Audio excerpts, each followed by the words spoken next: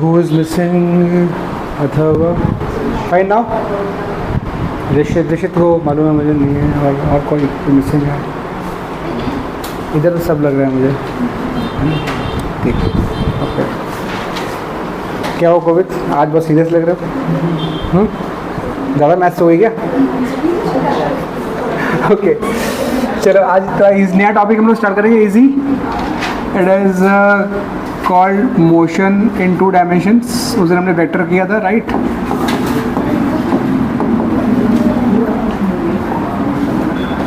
मतलब this is the actual start, वो तो वेक्टर का टॉपिक था, ठीक है। This is the actual start of this motion in 2 dimensions. तो now we have done motion in 1 dimension, is gonna be little easy, ठीक है। आराम से हो जाएगा, आराम से मतलब कि इतना भी आराम से नहीं, पर इतनी तकलीफ भी नहीं होगी आप लोगों को, ठीक है। It's gonna be easy going. Many times we will be seeing we are using the same concept what we have learned in motion in 1 dimension, ठीक है। तो motion in 1 dimension अगर आपने अच्छे से किया हुआ है तो motion in 2 dimension में ज़्यादा तकलीफ नहीं होगी।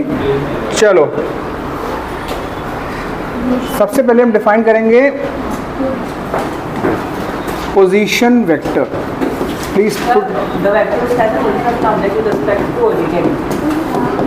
एक मिनट को,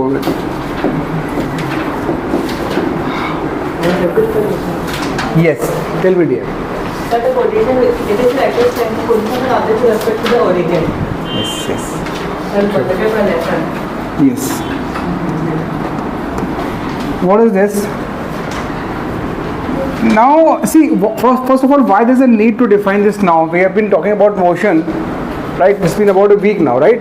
So why suddenly we want to talk about position vector now, right? So understand the why part. The why part is कि बॉस अभी तक आपका जो ऑब्जेक्ट था स्ट्रेट लाइन में मूव कर रहा था, सीधा जाएगा या तो वापस आएगा, राइट? सो जब कोई चीज़ एक ही लाइन में मूव कर रही है, एक स्ट्रेट लाइन में, so that means you are not really concern about कि वो स्पेस में कहाँ है। आपको मालूम है कहीं भी होगा, इसी लाइन पे होगा। So there is not really a real need to define position if someone is only traveling in a straight line, right?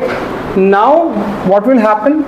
Object would be traveling in 2 dimensions. So 2 dimensions हमारे कैसे होते हैं? कुछ इस तरीके से होते हैं। ये है x axis, right? And there's another y axis. Now object at a given point in time can be anywhere in this plane. So I cannot simply define position with just a x attribute or y attribute. So at any given instant, x and y both will be required. So since x and y both will be required, we should define a systematic vector or a technique to define the location.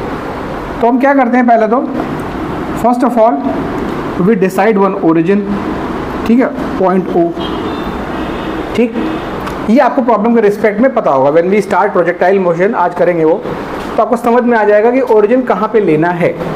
Typically 99.9% cases में origin जहाँ से object अपना motion start कर रहा होता है उस point को हम 0,0 लेंगे टिपिकली। कभी कभी ऐसा होता है कि इस पॉइंट को ना भी लें, इसलिए मैंने 99.9% बोला। तो हम मान लेते हैं कि ओ है, इसके कोऑर्डिनेट्स 0,0 है। फिर हम एक पॉइंट लेते हैं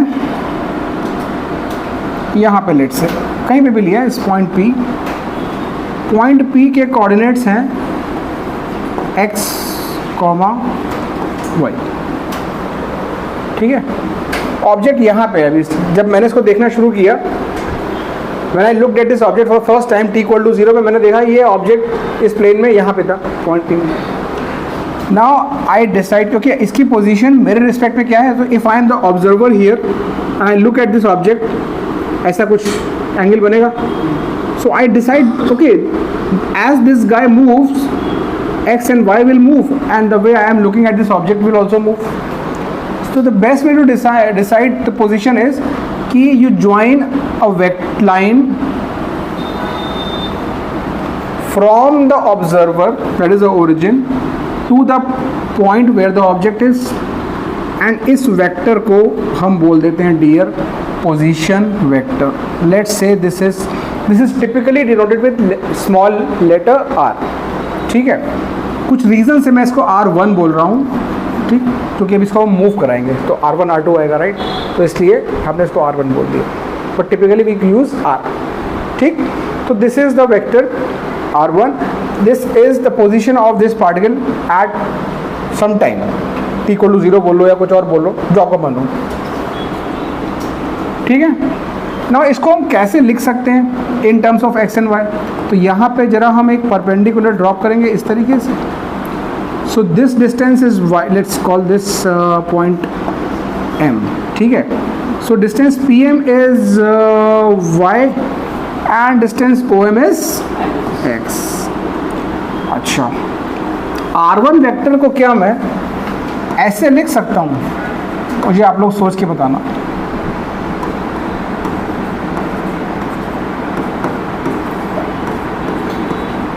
Can I write R1 vector as sum of these two vectors? X I cap मतलब ये वाला vector plus, right.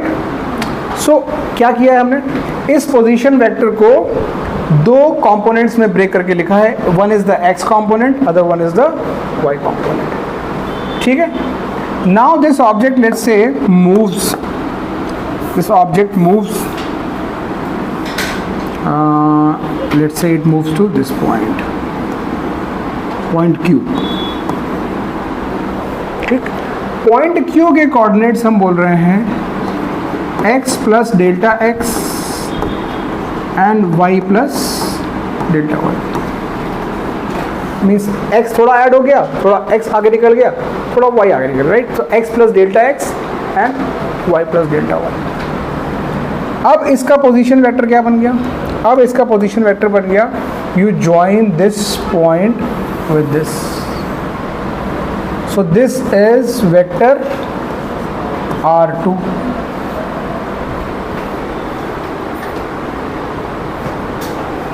Object has moved from P to Q।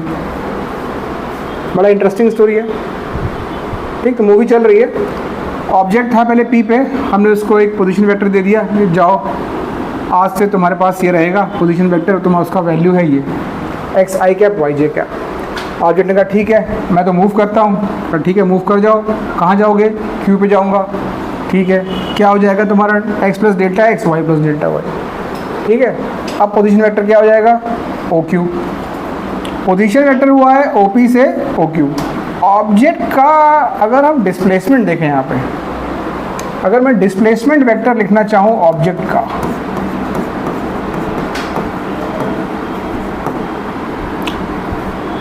क्या मैं इसको ये नहीं लिखूंगा वेक्टर PQ, ओरिजिन तुम्हारा कुछ भी हो यार, ऑब्जेक्ट कहाँ से, initial position final position, right. तो इसका मतलब PQ वेक्टर हो गया। अच्छा, अब जरा PQ वेक्टर को लिखने की कोशिश करते हैं, तो यहाँ पे थोड़ा मेरा साथ दीजिएगा आप लोग please, try to be with me. I am just drawing one horizontal line like this and one horizontal line like this, ठीक, ओके। क्या मैं इस वेक्टर को, जिसको मैं बोल रहा हूँ डिस्प्लेसमेंट वेक्टर, इसको मैं बोल रहा हूँ delta R, which is this, delta मतलब change, because is displacement, change of position, इसलिए डेल्टा वर्ड यूज़ किया। क्या मैं इसको, हाँ, delta x times i cap, क्योंकि ये चीज़ क्या है, delta x, this thing is delta x and this small thing is delta y, delta x delta y। तो क्या मैं इसको delta x times i cap plus delta y times j cap लिख सकता हूँ, राइट। कुछ नहीं है, अभी मूवी का वो वाला पार्ट चल रहा है जिसमें बस दिखाते हैं कि ये है, ये है, इसका ये मेन हीरो है, इसकी बहन है, ये वो है, ये पापा हैं, वही सब चल रहा है यहाँ, और कुछ नहीं चल रहा है, ठीक है। तो डेल्टा R को हमने लिख लिया delta x i cap, delta y j cap. तो अब डिस्प्लेसमेंट वेक्टर को हमने दो कंपोनेंट्स में लिख लिया, it's displacement in x direction and it's displacement in y direction, which makes sense, which makes perfect sense, right. क्योंकि अल्टीमेटली कोई भी वेक्टर को हम दो कंपोनेंट्स में लिख सकते हैं, एक x वाला और एक y वाला, तो हमने x और y में लिख लिया इसको। सो ये एक आप बॉक्स कर सकते हो लिखने वाली चीज़, displacement vector in terms of x component and y component, right? Now let's say from P to Q, my dear friends, from P to Q, time elapsed is delta t. Time elapsed is delta t. मतलब यहाँ से यहाँ P से Q जाने में कुछ time लगेगा ना भाई, अंदर सेंट्रल की वो मिथुन चक्रवर्ती या रजनीकांत हो जो टाइमलेस ट्रैवल कर सकते हैं ना, तो बाकी तो ह्यूमन बीइंग्स तो टाइम में ही ट्रैवल करते हैं, तो कुछ टाइम लगा होगा, डेल्टा टी बोल दिया उसको। तो अगर मैं इस पूरी इक्वेशन को डेल्टा टी से डिवाइड करना चाहूँ तो डेल्टा टी से डिवाइड कर सकता हूँ, because delta T is not a zero number. Delta T कुछ भी होगा, जीरो नहीं होगा, बिकॉज बिना टाइम इलैप्स हुए आप मूव नहीं कर सकते, राइट? सो ये बाय द वे ये पॉइंट क्यू इधर छुप गया है, दिस पॉइंट। तो यहाँ से व्हाट वी आर डूइंग, इसको बोल रहे हैं हम delta r vector by delta t is equal to delta x by delta T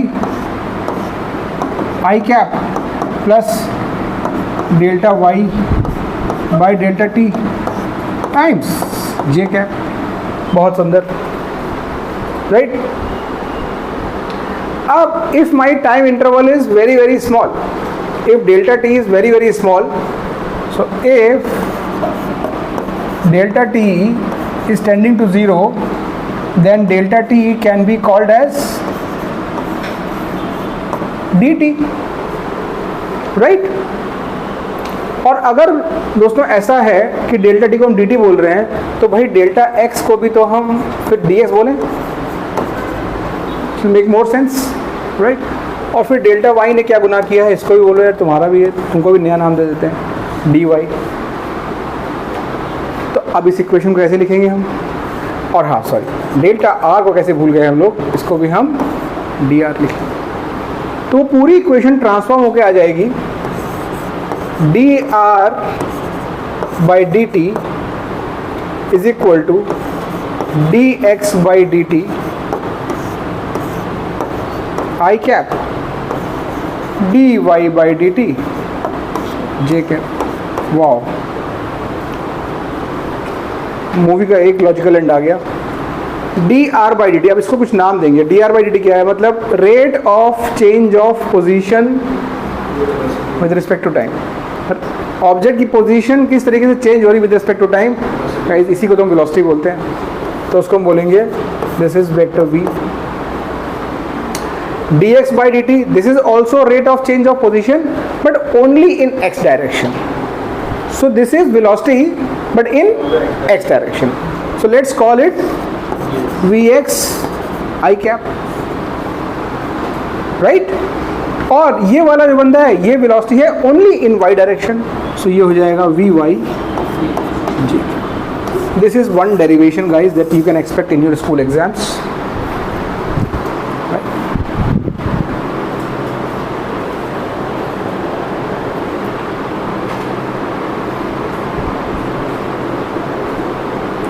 The question will be put up like this: using position vector, right? Derive first the displacement of a particle moving in 2 dimension, and using that derive the equation for velocity, right? तो आपको यही चीज़ लिखनी है, diagram बना के इस तरीके से यहाँ से स्टार्ट करना है, and then to end like this. So now what we have, so the derivation की बात होगी, but what we have said here. What is the takeaway? The takeaway here is when an object is moving in 2 dimension, its overall displacement can be visualized as its individual displacement in x direction plus displacement in y direction. Understand, displacements have to be taken vectorially, right? So I can visualize any displacement now in 2 dimensions. One is x-axis, one is y-axis, and any 2D motion में मेरी सारी complexity एक झटके में ख़त्म हो जाएगी अगर मैं इन दोनों मोशन को अलग अलग two individual motions in one dimensions consider करूं, क्योंकि यहाँ पे जो इसका डिस्प्लेसमेंट आ रहा है is nothing but it's displacement in x plus it's displacement in y with the vectors, and that thing is translating very nicely into its velocity also. हमने पहले डिस्प्लेसमेंट पढ़ा था, we studied displacement then we studied velocity, so even velocity is carrying forward the same logic. Velocity also can be visualized as its velocity in x direction plus its velocity in y direction. Clear? Noted? So now we'll go to the next part, acceleration. Okay, so what we will do is we will differentiate it once again.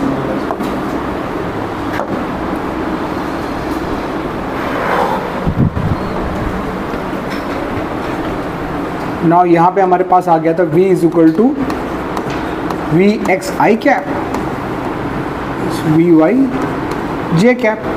ये होने के बाद let's differentiate again with respect to time, क्योंकि differentiation is an mathematical operation. आप जितनी बार भी कर सकते हो, जैसे कि मल्टीप्लिकेशन, एक इक्वेशन को किसी भी एक नंबर से कितनी बार भी मल्टीप्लाई कर सकते हो, तो वी आर डिफरेंशिएटिंग, मन है हमारा. ठीक है, तो this will be d v x by d t i cap. Remember in differentiation i cap and j cap will not participate because they are like direction constants. I cap क्या है? It's a unit vector in one direction. तो वो time के साथ कोई चीज़ change, differentiate मतलब क्या होता है? टाइम के साथ जो चीज़ चेंज हो रही है. अभी टाइम के साथ क्या आई कैप चेंज होगा क्या? आई कैप क्या है? Unit vector in x axis, थोड़ा चेंज होगा. So it will be treated as a constant, right? So plus ये क्या हो जाएगा? D v y by d t j cap.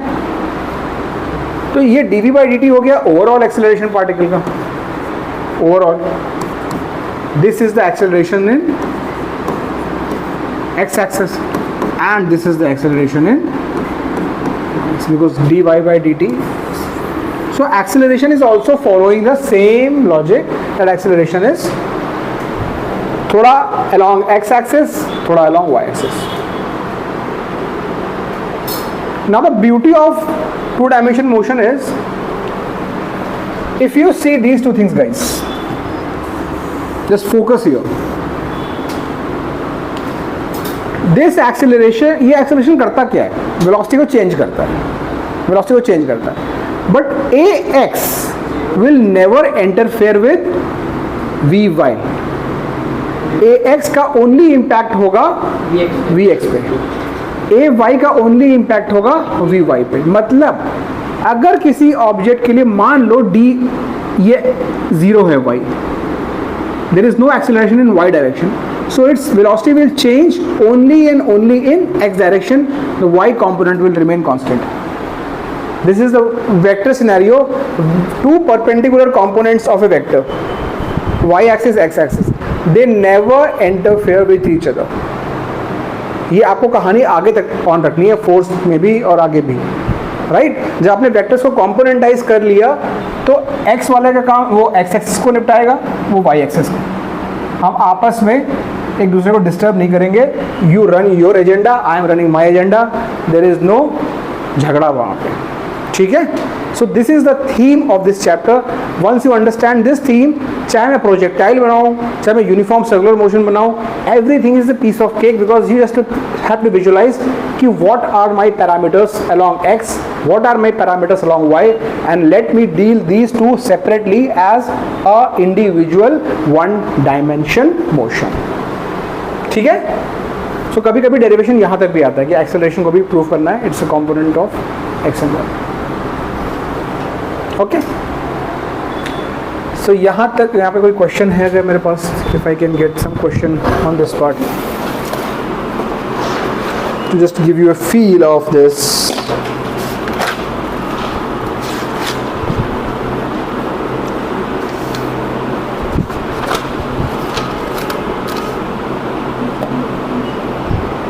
थोड़ा सा और पढ़ना पड़ेगा अभी हमको, उसके बाद हम क्वेश्चंस कर सकते हैं.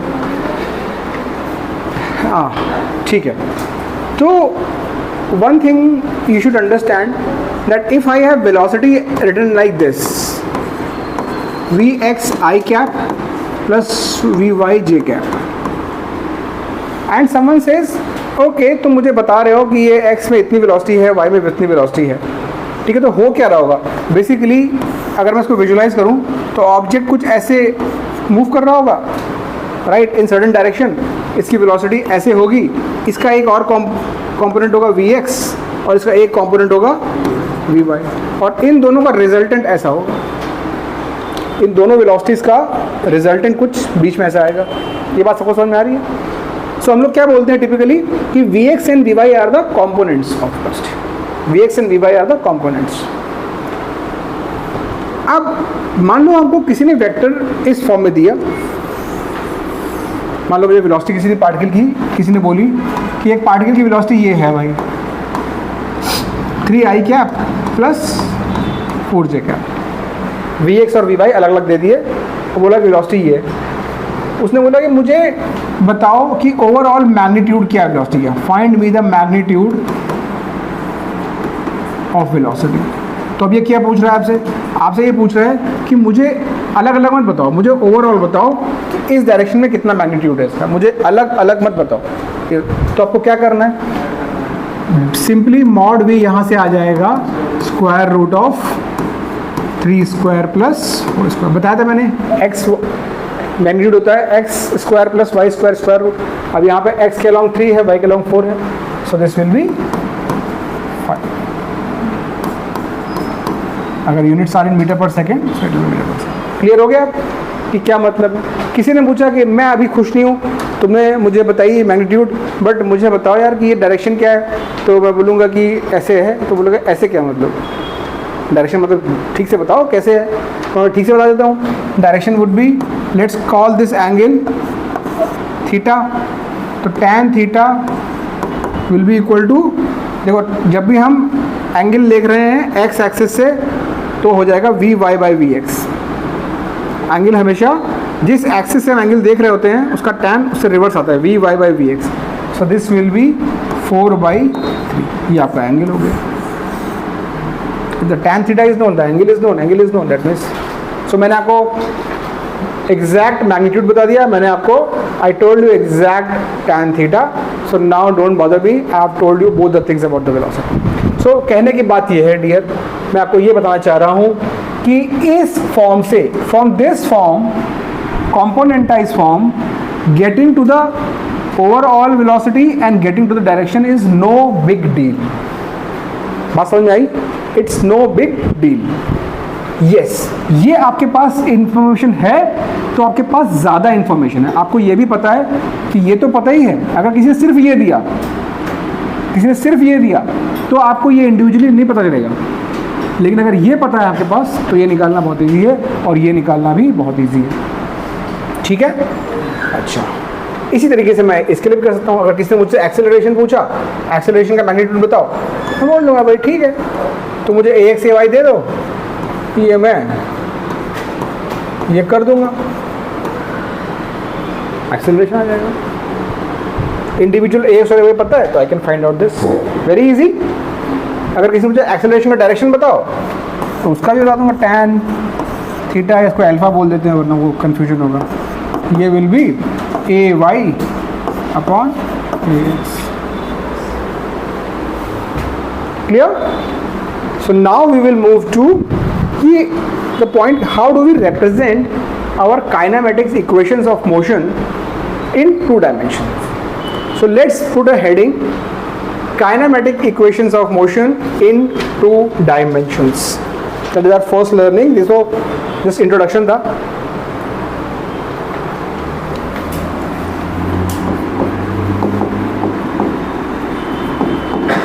Kinematics equation of motion in 2 dimension, very simple। देखो, ऑब्जेक्ट मूव कर रहा है कहाँ? ऑब्जेक्ट मूव कर रहा है एक प्लेन में, प्लेन मतलब एक्स वाई प्लेन, ठीक है, कुछ इस तरीके से मूव कर रहा है अलग अलग। It is always moving in 2 dimensions।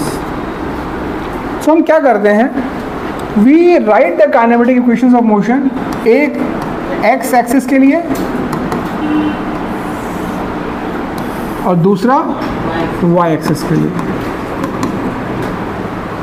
ठीक, सो पहली इक्वेशन क्या होती है हमारी, v is equal to u plus a t. तो हम इसको लिखेंगे simply v x is equal to u x plus a x into t. अब टी में टी एक्स ना कर देना। टाइम, अगर ये ऑब्जेक्ट एक्स वाई प्लेन में मूव किया है तो time is not separate for x and y, right? Time is a scalar quantity guys, it will just be both, it will same for motion in this, motion in this, it will just be okay.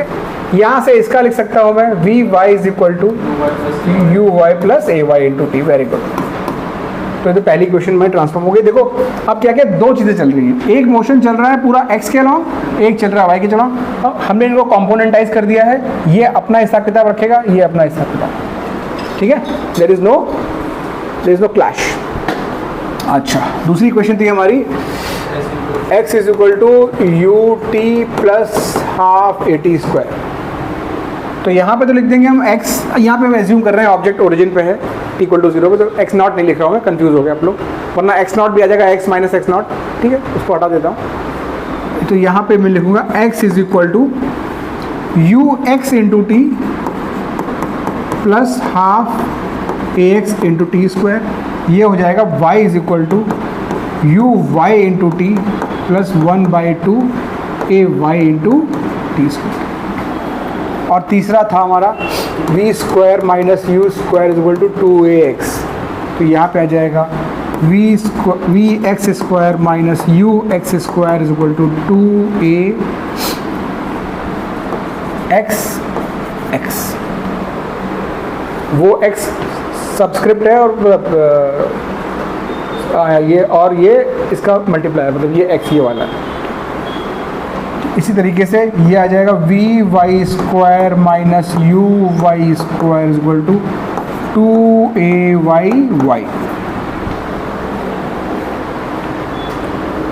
Now important thing dear, u x u y ये initial velocity के x और y components हैं, a x और a y acceleration के x और y के along components हैं।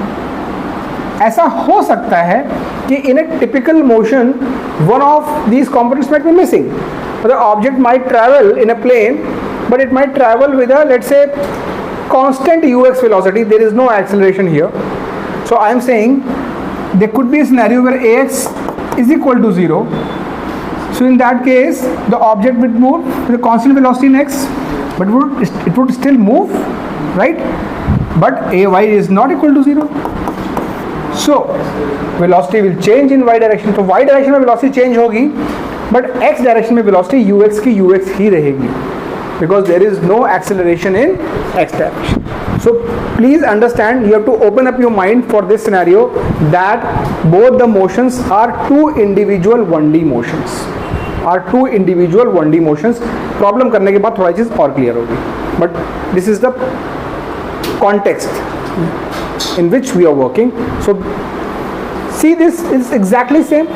You have learned this very well, applied this. So it's just like extending this to two different dimensions.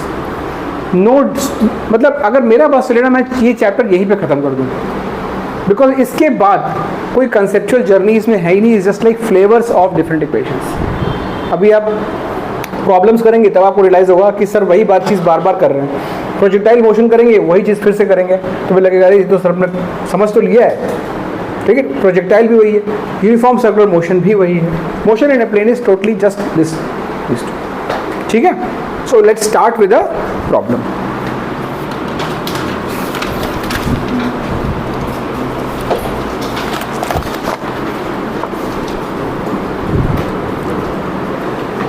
You guys can write this problem. I'll just quickly narrate this. The position of a particle is given by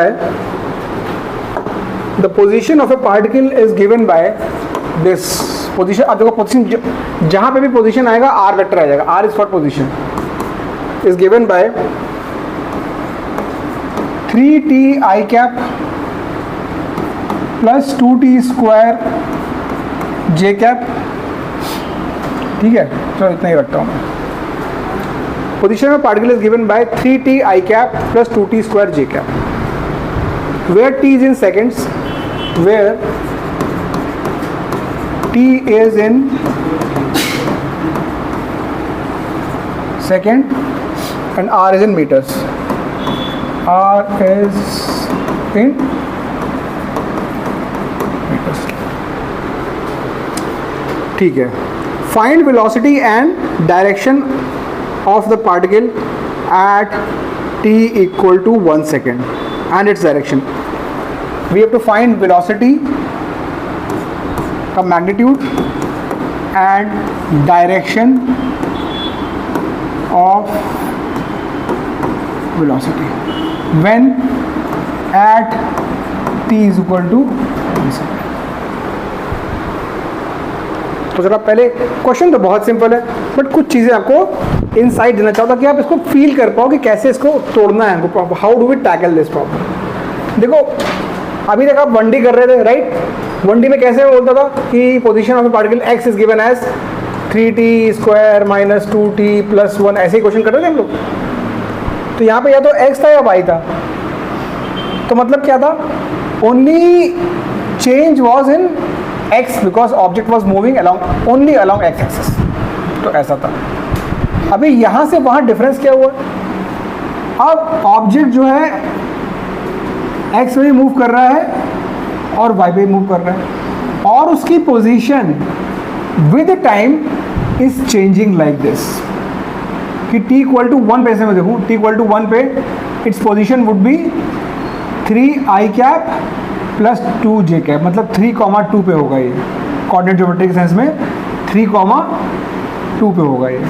अब पूछा t equal to 2 पे कहाँ पे है, तो it will B 6i cap plus 8j cap, तो कहाँ चला गया, 6,8 पे चला गया।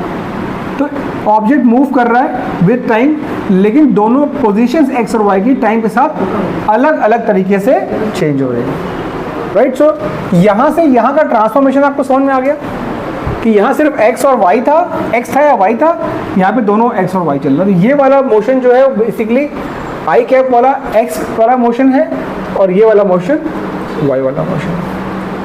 मुझे पूछा गया पहले वेलोसिटी, तो मैग्नीट्यूड निकालना है, इसका मतलब पहले वेलोसिटी का एक्सप्रेशन तो निकालें। सो डियर क्या करना है आपको, सिंपल dr/dt करना है, v is equal to dr/dt। अब डिफरेंशिएशन का रूल हमें मालूम है, if they are two terms we just have to differentiate them individually. I cap is will be a constant, उसको एज इट इज चिपका देना डिफरेंशिएशन के बाद। तो बताओ इसका डिफरेंशिएशन कितना आएगा, 3i कैप, अब वहाँ से t गायब हो गया बिकॉज डिफरेंशिएट हो गया, राइट? वो प्लस 4t j कैप। ये बात सबको समझ में आ रही है? देखो कितने प्यार से हमने वेलोसिटी वेक्टर निकाल लिया सिर्फ एक बार डिफरेंशिएट करके, कुछ तकलीफ नहीं है इसमें, राइट? अब वो बोल रहा है कि मुझे इसकी वेलोसिटी, ये तो तुमने जनरल बात करी टाइम के साथ, मुझे ये नहीं चाहिए, I want its velocity at t equal to 1 second. सो बोले okay, I just plug in t equal to 1 second here. सो वेलोसिटी ऐसे लिख सकते हैं इसको, t इक्वल टू 1 लिखने का तरीका है, वेलोसिटी बड़ा स्लैश t इक्वल टू 1, मतलब at t equal to 1। So this will be, अब यहाँ तो टाइम है ही नहीं, तो it will be 3i cap plus 4j cap. अब उसने पूछा magnitude of velocity, this will be 3 square plus 4 square which will be 5 metre पर direction will be tan theta. Direction would be tan theta, which will be 4/3. So theta का आप लिख सकते हो tan inverse 4/3. So theta तो directly लिख सकते हैं, नॉर्मल एंगल भी लिख सकते हैं। इस केस में लिख सकते हैं 53, क्योंकि हमको मालूम है, बट अभी काफ़ी बच्चों को ये चीज़ नहीं पता होगी, इसलिए मैंने उसको लिखा नहीं। ठीक है, 3, 4, 5 वाला ट्रायंगल है, आप यहाँ तक भी छोड़ सकते हो उसको।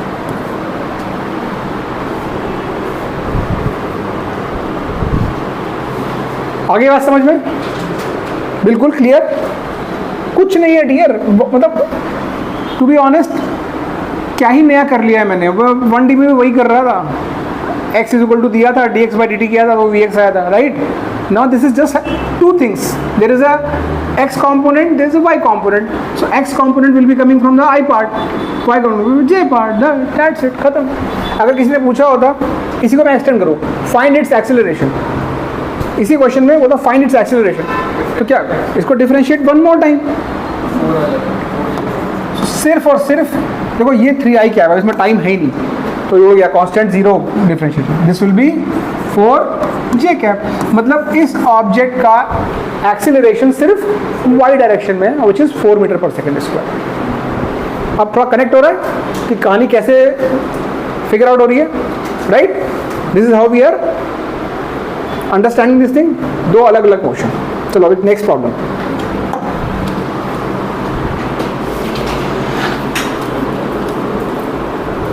ये एनसीईआरटी से उठाया है, अच्छा क्वेश्चन है और कॉन्सेप्ट भी क्लियर करता है. A particle starts from origin at t equal to 0. A particle starts from origin at t equal to 0 second with a velocity of 10j cap meter per second. 10j cap meter per second. So it starts with origin and with the initial velocity of 10j cap meter per second and moves in xy plane with a constant acceleration of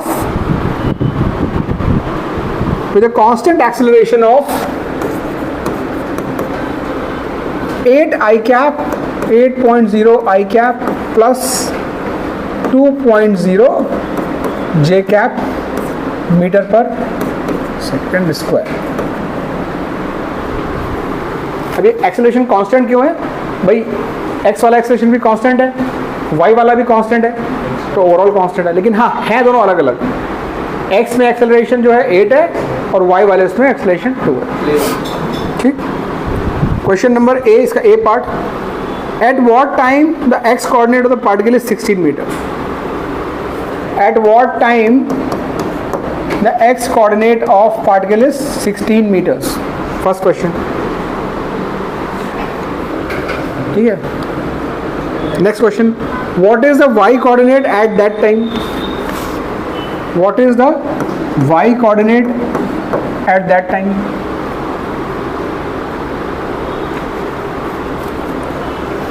And now question B is, what is the speed at that time?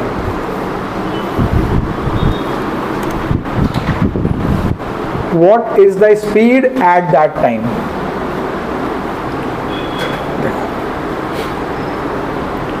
ये बिल्कुल वैसे ही question है कि I have given you a u initial velocity, I have given you a, I have given you the displacement and I'm asking you give me the time.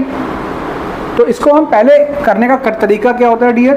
जब भी आप ये question tackle करेंगे आप इसको दो टेबल बनाएंगे आप इंफॉर्मेशन की. ठीक है. ये तरीका आपको बताऊँ, इससे आपको हेल्प होगी. बाद में आप कंफर्टेबल हो जाओगे, you can do it without this, but initially you can follow this. X axis, y axis. अच्छा, what is u x? U x मतलब initial velocity in x axis 0. Can you see any I cap here? So there is no I cap, मतलब ux is 0. What is initial velocity along y axis? 10. यहाँ पे सिर्फ 10 लिख रहे क्योंकि अब y axis बोल दिया तो 10j क्यों बोले? अलग है. अच्छा. What is the acceleration along x? 8. What is the acceleration along y? 2. Now they are saying displacement along x-axis has to be 16 meter. Time they have asked. यहाँ पे y also they have asked. Time तो same ही होगा जो यहाँ पे मिलेगा, right? क्योंकि move कर रहा है. ठीक, उसके बाद इन्होंने हमको वी वाई भी पूछा है, क्योंकि वी वाई भी लगेगा कि हमको ओवरऑल स्पीड पूछी है, इसलिए मतलब हमको दोनों कंपोनेंट्स चाहिए होंगे, सॉरी वी एक्स भी लगेगा एंड वी वाई भी हमको। अब कुछ नहीं करना है, पहले इसको देखो, क्योंकि करना क्या होता है, जहां पे ज़्यादा इंफॉर्मेशन है, प्लीज़ ट्रस्ट मी, रूल्स आपको पढ़ने पड़ेंगे, रूल्स। जिस वाले एक्सिस पे ज़्यादा इंफॉर्मेशन है, that will be your starting point and from that you will figure out the unknown, first unknown which is usually the time. Since we know one more parameter, displacement also along x-axis, so this is the right candidate to be picked first and figure out time. अच्छा, अगर आपके पास reflect back on kinematic equation of motion, अगर आपके पास u है, a है और displacement है, so which equation you will use to figure out time? So you will use x is equal to ux into t plus half ax into t square. Now let's plug in the values. 16. What is ux? अब देखो table बनाने का फायदा क्या है? Once you create this table, you don't look at the problem, just look at the value on your table. 0. So this will be 0 plus 1 by 2 ax 8 t square. This guy goes 4, so t square is 4. That means t is equal to 2 seconds. पहला problem solve. So this is done. Now if I know time तो जो x axis को मिलेगा उतना ही y को भी मिलेगा move करने के लिए. So now we will use this time to figure out y. So y will be again uy into t plus 1 by 2 ay into t square. Now you guys plug in the values and tell me what is y. 24? I want everyone to confirm this. Yes, sir. 24. Very good. तो जिनका ये हो गया है, using v is equal to u plus at, you guys find me vx and vy. This will be ux plus ax into t and this will be uy plus ay into t. Get me vx and vy. 16 is 40. So vx is coming as 16 and vy is coming as, 40. just wait for 1 minute to everyone to just get to this point. See, it's so easy यार, मतलब कुछ challenge ही नहीं है इसमें. दो अलग अलग motions हैं स्ट्रेट लाइन में, ये दोनों मोशंस स्ट्रेट लाइन के मोशंस हैं. ये देखो, ये भी स्ट्रेट लाइन की इक्वेशन है, ये भी स्ट्रेट लाइन की इक्वेशन है. बस रूल क्या है कि भाई जिस डायरेक्शन में देख रहे हो बस उसकी चीज़ें देखो. अगर आप वाई डायरेक्शन में देख रहे हो तो only focus on all the values of that direction. That's it. That is 2D motion all about, guys. Okay.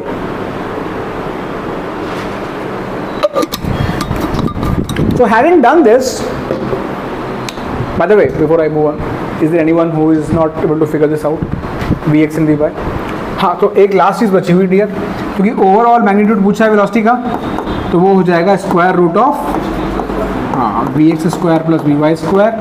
So this will be 16 square plus 14 square. ये कुछ मेरे ख्याल से रूट टू अच्छा 2 रूट 113. अच्छा, whatever this value is coming, I'm not concerned about. इसका answer मैंने अगर लिखा होगा, it will come somewhere around 21.26, right? Okay.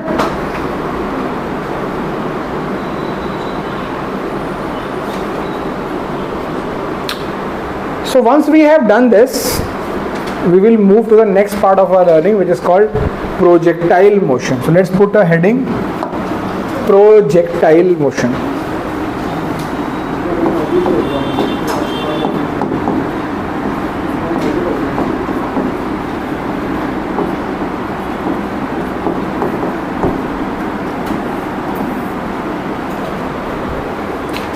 So it is a motion like this, guys.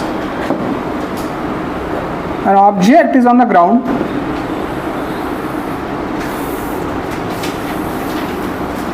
Object is on the ground.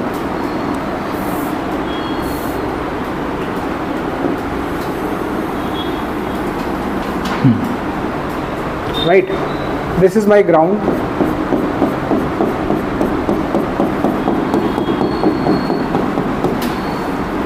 And object is somewhere on the ground. Somewhere on the ground. Okay? Now, till now we were either throwing it like this. जब motion 1D पढ़ रहे थे तो हम इसको ऐसे throw कर रहे थे x या y. अब डिफरेंस क्या आ जाएगा, हमारे पास एक्स वाई प्लेन है. This is my x y plane. So I will throw this object at an angle and with an initial velocity. I've thrown this object neither in horizontal direction nor completely in vertical direction, somewhere between.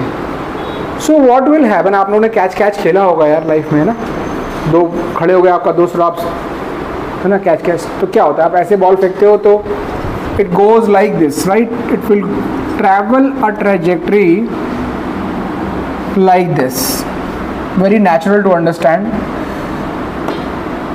It will go like this.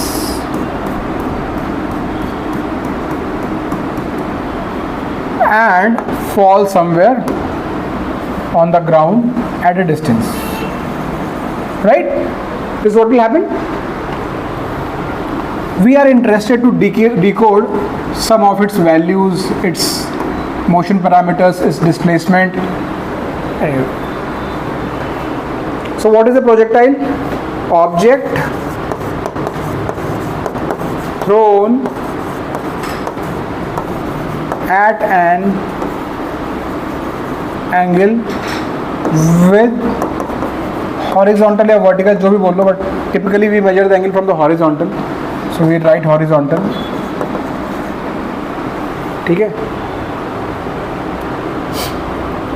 Neglecting few things while doing this motion, we will neglect first air resistance.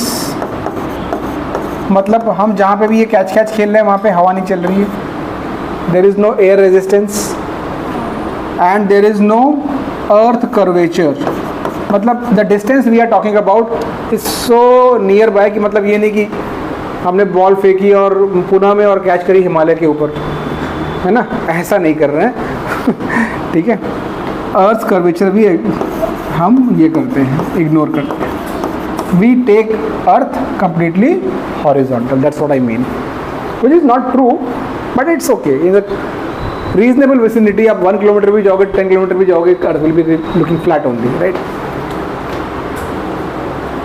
Okay, so neglecting Earth's curvature, air resistance, object thrown at an angle with the horizontal, इस पूरे combination को हमने एक नाम दे दिया है projectile motion. क्यों? क्योंकि ये जो पाथ है जो ये फॉलो करता है, तो पैराबोला है, ये पैराबोला है और इसका नाम होता है, पाथ का नाम ही है प्रोजेक्टाइल. सो प्रोजेक्टाइल वाला मोशन प्रोजेक्टाइल मोशन. ठीक. एयर रेजिस्टेंस और इसको हमने इग्नोर कर दिया है, इग्नोर्ड. ठीक. Clear? Okay. What is our objective?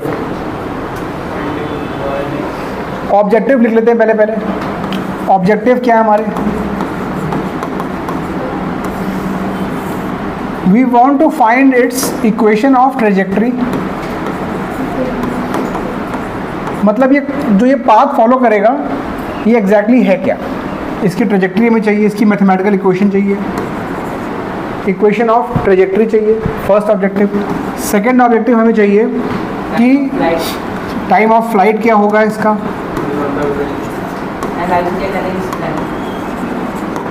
तीसरा, मैक्सिमम हाइट क्या लेगा ये. what will be its horizontal distance traveled, मतलब range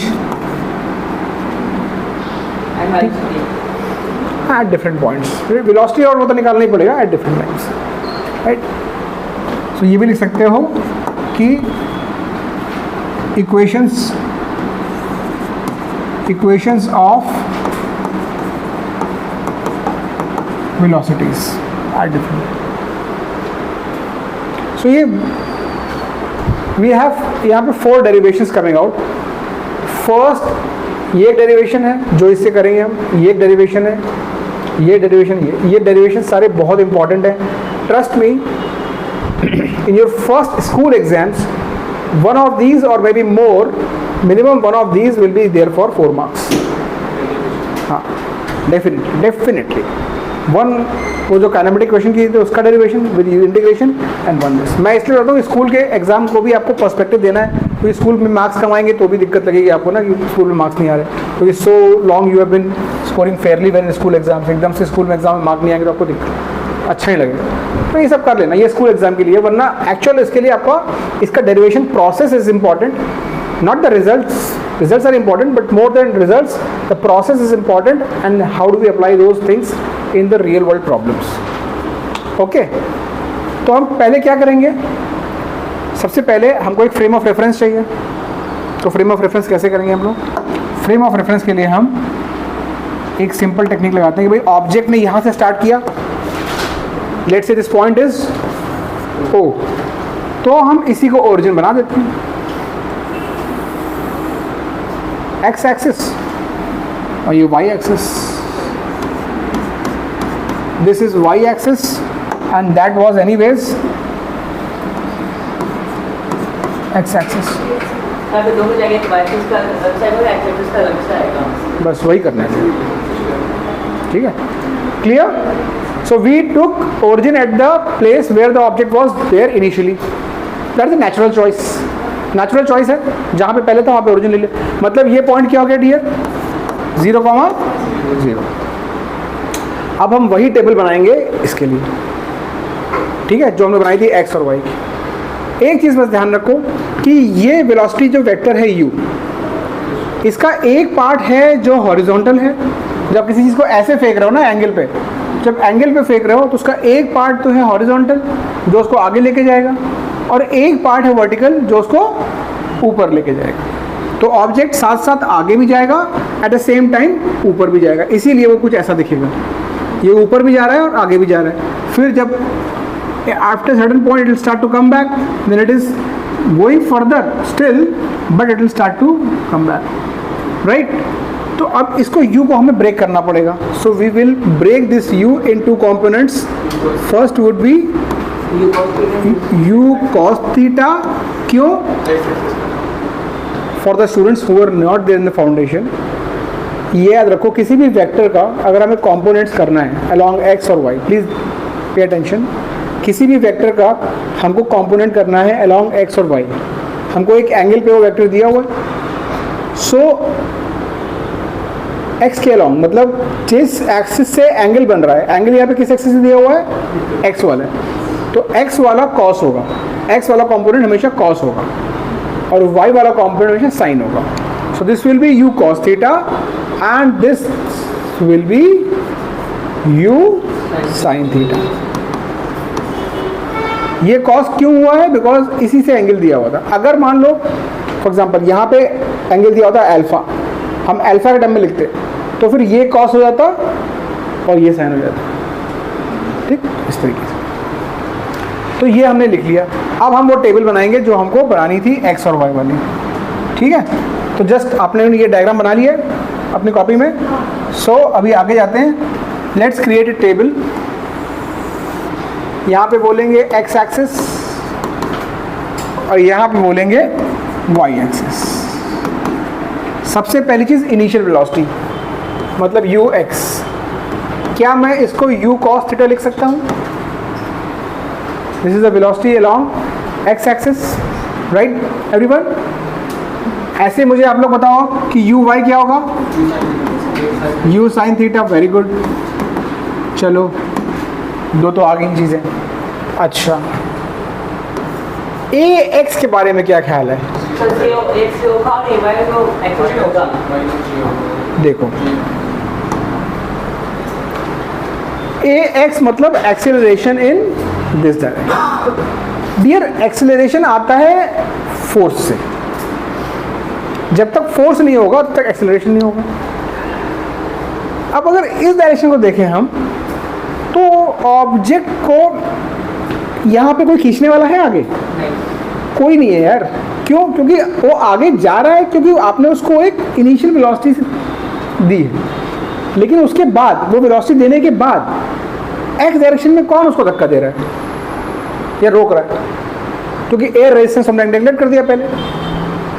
so there is no one either pushing or holding this guy along x-axis. So along x-axis, this object will not have any component of acceleration. Is this clear? So we will write ax as 0. Now let's come to ay. मतलब y. अब y में एक force है, its own weight, and that acceleration we call acceleration due to gravity. What is the direction of that acceleration? Downwards. अच्छा, जब मैंने u cos theta और u sin theta लिखा है, अब u sin theta को मैंने प्लस में लिखा है because u is a value and sin theta is obviously less than 90, तो ये पॉजिटिव है, तो ये पूरा नंबर पॉजिटिव है। मतलब ये चीज़ को मैंने पॉजिटिव लिया है, मतलब positive direction of y axis in my frame of reference is positive direction thing. तो अब अगर g को मैं देखूं इस कॉन्टेक्स्ट में, तो g should be minus g, because g is just a value. So I will write this as minus g because it is in downward direction and in my frame of reference I have taken upward direction as positive. यहाँ तक clear है? Okay, you लिख लिया, ये लिख लिया। अब हमारे पास दो चीज़ें, हमको at any given time t equal to t, जो कि यहाँ पे दोनों जगह सेम होगा, after time t has elapsed, let's say ये ऑब्जेक्ट कुछ यहाँ पहुँच गया है, सॉरी, लेट्स से ये ऑब्जेक्ट कुछ यहाँ पहुँच गया है, let's use the same colour, ऐसा ना हो कि उड़ते उड़ते कलर चेंज हो जाए, ठीक। Let's call this point O, this point let's say A. Object has reached point A. Point A का कुछ तो भाई कुछ तो x कोऑर्डिनेट होगा, तो उसको बोल देंगे x, और कुछ तो इसका y कोऑर्डिनेट होगा, तो उसको बोल देंगे एट एनी पॉइंट आर्बिट, मतलब कहीं पे ये भी घूम रहा है, हमने एक कोई इंस्टेंट ले लिया टाइम t और उस टाइम पे इसका कोऑर्डिनेट x, y है। क्लियर? सो इसको हम लिख लेंगे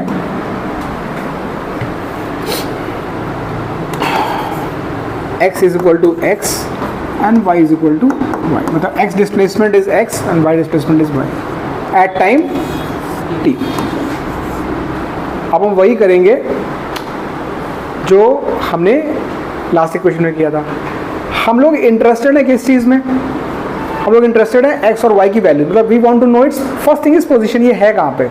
अगर टाइम t के बाद देखें तो कोऑर्डिनेट क्या होंगे, तो हम लोग इंटरेस्टेड हैं x कोऑर्डिनेट में और y कोऑर्डिनेट में। तो अच्छा, x के लिए हम इक्वेशन लिखेंगे u x into t plus 1/2 a x into t square. बोलो यस और नो। भाई यही इक्वेशन है हमारे पास। सो x के लिए क्या हो गया, u x क्या है, u cos theta into t plus ये हो गया 0, तो x आ गया u cos थीटा टाइम्स। वैसे भी देखते हो x के along its moving in a constant velocity, so speed into time. वैसे भी सोच सकते हो कि भाई ये स्पीड इनटू टाइम, क्योंकि यहाँ पे कोई एक्सेलरेशन ही नहीं है, ठीक। ऐसे ही मैं y को क्या लिख सकता हूँ, u sin theta into T minus half G T square. अब कोई पूछेगा सर ये g में u को आपने दिया है साइन थीटा का गिफ्ट, g को कुछ बोला कि नहीं, sine cos, g is only along y axis. So what is the point in writing sin cos जब it is only along y axis? ठीक. अब हम क्या करें? अब इसके बाद मैथ्स है, फिजिक्स खत्म. We want to have a relation between x and y. Because हमको चाहिए क्या? First derivation, trajectory. तो ट्रेजेक्ट्री के लिए how x and y will be changing together, that's what we want. So उसके लिए हम क्या करेंगे? टाइम को एलिमिनेट करना है. So t is equal to, यहाँ से क्या आ जाएगा? x upon u cos theta. Now using this value of t we will replace time here. So y would be here, y is equal to u sine theta. यहाँ पे थोड़ा सा maths है बस. u साइन थीटा t की जगह आ गया x upon u cos theta. देखो this is time, minus 1/2 g t square. अब t का स्क्वायर होगा, क्या होगा? x square upon u square cos square theta. This will be x square upon u square cos square. ठीक. अब यहाँ पे देखो एक u ये है और एक u ये है, ये कैंसिल हो जाएंगे और ये हो जाएगा साइन बाई कॉस. क्या होता है भाई? tan. सो ये क्या? tan theta times x. इधर देखते हैं क्या बचेगा? माइनस, इसको मैं लिख रहा हूँ g x square upon 2u square cos square theta. Now this is the equation of trajectory. क्योंकि यहाँ पे टाइम नहीं है, दिस विल टेल यू कि अगर मान लो यहाँ पे x आपने 1 डाल दिया तो आप y निकाल लोगे, x 2 डाल दिया तो y, मतलब जैसे जैसे x को आप चेंज करोगे y आपको पता चल जाएगा. So it is the equation of trajectory. अच्छा, थोड़ा सा यहाँ पे हम देखेंगे कि जब भी किसी इक्वेशन में स्क्वायर टर्म होता है तो वो होती है क्वाड्रेटिक इक्वेशन. डियर, ये क्वाड्रेटिक इक्वेशन बन गई हमारी. अभी इसको देखो, quadratic expression, not equation, quadratic expression बन गया ये. अब इस क्वाड्रेटिक एक्सप्रेशन में एक्स स्क्वायर का टर्म है नेगेटिव. तो जब भी किसी क्वाड्रेटिक एक्सप्रेशन में एक्स स्क्वायर, जो मतलब मेन टर्म है, इसको जो उसको क्वाड्रेटिक बनाता है, अगर वो नेगेटिव है, क्यों नेगेटिव क्यों है भाई? g is a positive quantity, g is just a value, 2 is just a value, u square always positive, cos square is always positive. That means this minus is gonna stay. That means x square coefficient is gonna be always negative. जब भी किसी quadratic expression में x square का coefficient is negative, you will always get a opening downwards parabola. तो parabola के दो type होते हैं, ये थोड़ा एडिशनल ज्ञान है, ये मैं लिख देता हूँ. कहीं पे भी आप पैराबोला ड्रॉ करोगे तो पैराबोला ऐसा भी बन सकता है या फिर ऐसा भी बन सकता है. ये वाला पैराबोला है जो ओपनिंग डाउनवर्ड्स है, this is always when x square coefficient negative होता है, right. So now coming to this scenario, clearly we can see this is negative and that's what we got. If you see, जो चीज़ हमने feel करी अपने personal experience से, इस graph को अगर तुम कंप्लीट करते तो क्या होता है? एक ओपनिंग डाउनवर्ड्स पैराबोला बनता. तो ये ओपनिंग डाउनवर्ड्स पैराबोला है, जो चीज़ हमको यहाँ से क्लियरली मैथमेटिकली भी प्रूव होती हुई दिख रही है. We can clearly see that this is a quadratic expression. So in your school exam, you may get this expression to derive. They'll say derive the equation of trajectory. So till this point you have to ऐसे table बना के आप diagram, वो ये table बनाओ, ये चार step, ठीक है. अब नेक्स्ट फॉर्मूला क्या है? Time of flight. Time of flight होता क्या, पहले देखो. Yes, so time taken by the object to hit the ground again. Obviously it will hit the ground again, so this is the time taken for the object to reach the ground again. So ये हमें निकालना है time of flight. अच्छा, इसके लिए क्या तरीका करेंगे? इस पॉइंट पे मतलब हिटिंग द ग्राउंड, मतलब ये तो हिटिंग द ग्राउंड तो ये फील करने वाली बात हुई. कौन जिनको आता है वो थोड़ा शांत रहेंगे, ठीक है. मैं अगर आता है तो आप हाथ रेस कर देना अपना, मैं किसी से पूछूंगा. जब मैं बोल रहा हूँ hitting the ground in terms of displacement, क्या कंडीशन है वो? x के अलॉन्ग डिस्प्लेसमेंट सोचो, y के अलॉन्ग डिस्प्लेसमेंट सोचो, क्या hitting the ground mandates a specific displacement either along x और along y when we say hitting the ground? Can something be certain specific value when we say the object is hitting the ground? Okay, I want more hands to go up. सोचो कि जब ये ground को hit करेगा उस time पे x और y coordinate,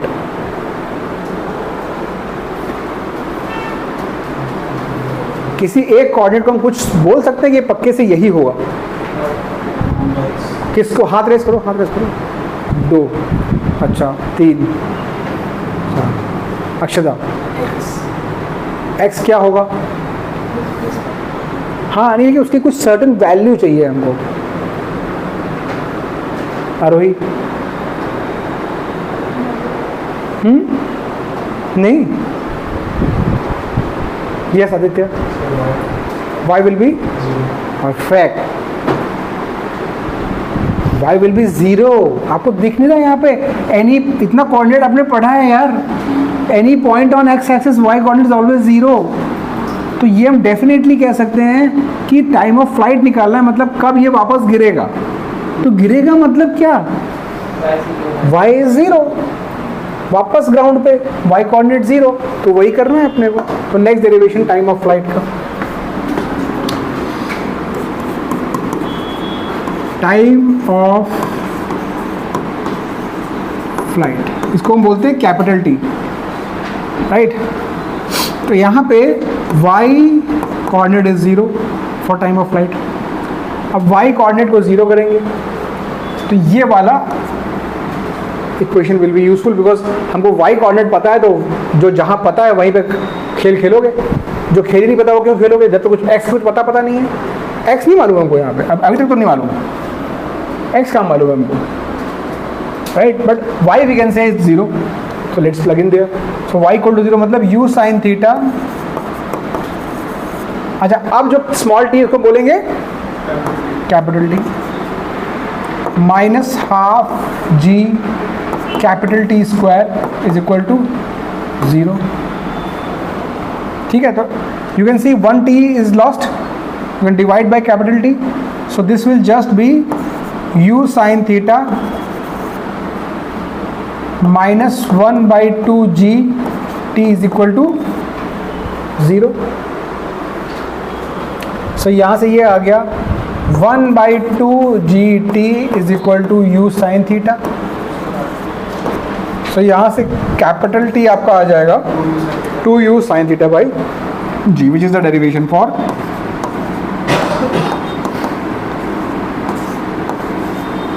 तो ये ट्रेजेक्ट्री था, trajectory, and this is for time of flight, this for time of flight. Clear? Remember one thing, initial velocity is known to you because this is u. You know what is the initial speed you have thrown it with. Sin theta, you know with what angle you have thrown. G is the acceleration due to gravity is known. So you have found an expression for time of flight कि ये object कितनी देर हवा में रहेगा, right? This is 2u sin theta by g. Clear? Can we move on? चलो next क्या था अपने पास? Maximum height. अच्छा, अब नेक्स्ट मौका दे रहा हूँ मैं। अगेन आपको अगर पता है तो आप अपना can raise your hand. This is the maximum point और maximum height point, let's name it B।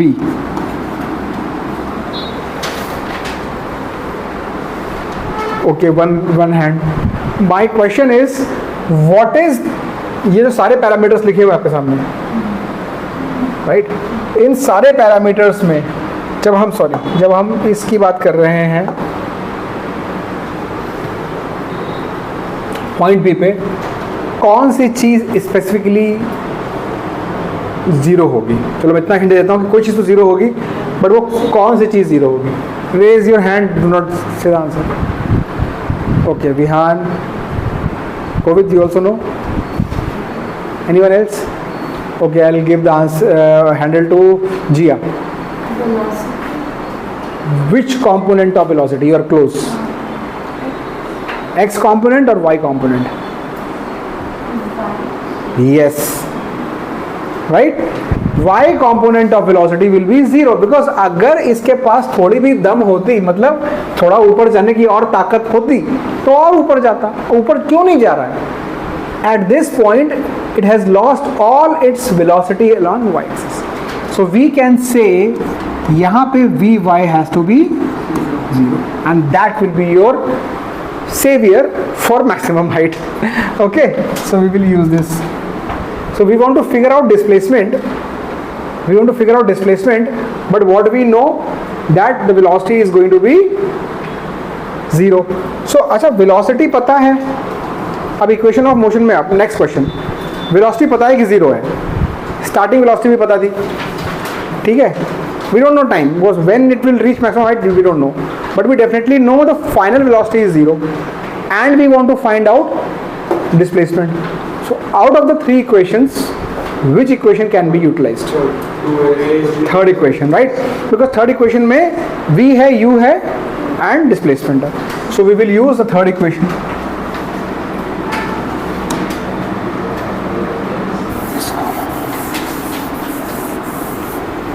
So third equation, or that too in y direction. So basically vy square minus uy square is equal to 2ay into y. This is how we start. V square minus u square equal to 2as. So vy square minus uy square equal to 2ay into y. vy आप लोगों ने बोला 0, मैंने कर दिया. पहले लिख देते हैं एट मैक्सिमम हाइट, क्योंकि स्कूल के टीचर्स ना मार्क्स कट करते हैं. At maximum height vy is 0, तो इसको कर दिया 0 माइनस uy. जरा टेबल में देखो uy क्या था, u साइन थीटा, तो ये जाएगा u square sine square theta. This will be equal to 2 minus g into इसको बोलेंगे h max, because this is now dear is nothing but this is h max. This is your displacement, isn't it? इसी को तो y coordinate बोल रहे हैं इस time. तो यहाँ से we will, so यहाँ से क्या हो जाएगा 2g h max is equal to u square sine square theta.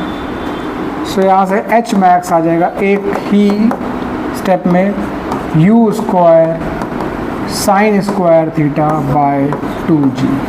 This is your next formula takeaway and this is your next derivation.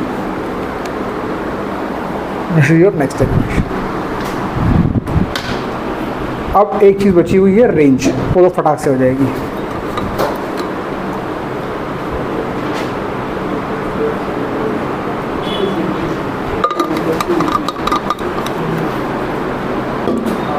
You should remember these formulas, right? And it should be there with you till 2 years, right? Because ये काफ़ी topic favourite है. Competitive exams के लिए भी बहुत अच्छे questions बनते हैं और बहुत प्यारे क्वेश्चंस बनते हैं, एकदम रियल वर्ल्ड वाले, बहुत एकदम connecting problems are created with this. So this is h max. Now last thing, I will just free you up in 5 minutes.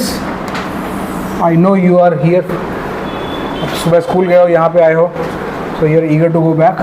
Last 5 minutes. This is for range.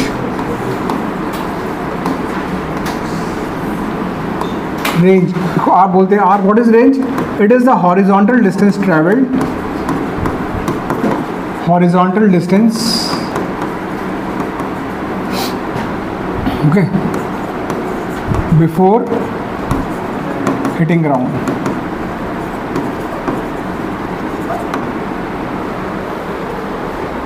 अब देखो ये तो इजी है, क्यों? क्योंकि यहाँ पे इक्वेशन ऑफ मोशन देखो. अब ये हॉरिजॉन्टल जो डिस्टेंस है, ये किसकी बात कर रहे हैं हम, एक्स की वाई की? एक्स की. तो एक्स में किस वेलोसिटी चल रहा है, ये u cos थीटा से. और टोटल टाइम ऑफ फ्लाइट हम निकाल चुके हैं कि यहाँ से यहाँ गिरने में टाइम कितना लग रहा है। उतने टाइम में ही in the duration it is going like this, in the same duration it is travelling this distance, right? And this is a constant velocity case, so distance would be speed into time, right? Speed into time. This we have anyways figured out. What was that? 2u sin theta by g. So यहाँ से बस फटाक से कर देंगे range. R is equal to u cos theta into t, तो ये आ गया u cos theta, t was 2u sin theta by g। सो देखो यहाँ से क्या बन जाएगा, u square 2 sin theta cos theta by g। Dear 2 sin theta को 2 sin theta cos theta it can be written as sin 2 theta, क्योंकि sin 2 theta का ये वैल्यू होता है। अब किसी को sin 2 theta नहीं समझ में आया ये कैसे हो रहा है, आप सिंपली मेमोराइज कर सकते हो, sin 2 theta is always 2 sin theta cos theta, that's it, अभी के लिए काफ़ी है। So this formula turns out to be u square sin 2 theta by g। This is your range. So in the next session we'll start with these three formulas, we'll learn few special cases and more important we have to do some questions, because unless we do questions this is all happy ending movie. When we do questions movie becomes sad ending। तो आजकल वैसे भी sad ending movie चलती है ज़्यादा, है ना, ताकि सीक्वल में नेक्स्ट उसको हैप्पी कर देंगे। नेक्स्ट ईयर सीक्वल आएगा तो हैप्पी एंडिंग हो जाएगी। ठीक है, चलो, थैंक यू वेरी मच।